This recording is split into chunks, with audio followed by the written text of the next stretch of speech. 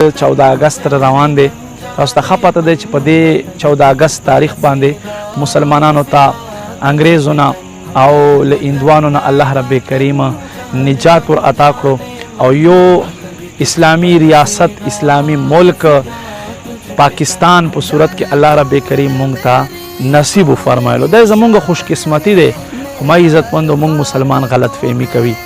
دا مبارکه او بختوره ورځ چې مونږ ته یو آزاد ملک چې د دې مقصد چې دی لا اله الا الله کون ہمارا رهنما محمد رسول الله. خو نن دا مقصد مونږ هیر کړی دی. 14 اگست مونږ خلک جنډې والی روډونو باندې ګډا کوي، قسمه قسم نخرې کوي، په مخ باندې جنډې جوړې کی، هغه سره اودس هم بیا نه کېږي، څرمنې ته اوبه نه دننه کېږي. نو دا کارونه مه کوئ ما عزتمندو.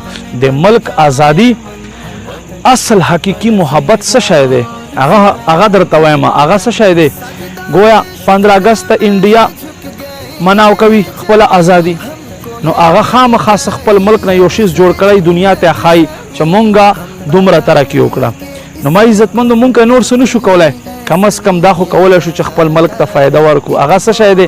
هغه دا دی چې یوه جنډه په لاس کې ګرځول په دې ورځ باندې، یا په خپل کور باندې لګول، او ورسره غټ کار چې دی هغه یو بوټی لګول دی، خپل ملک شین جوړول دی.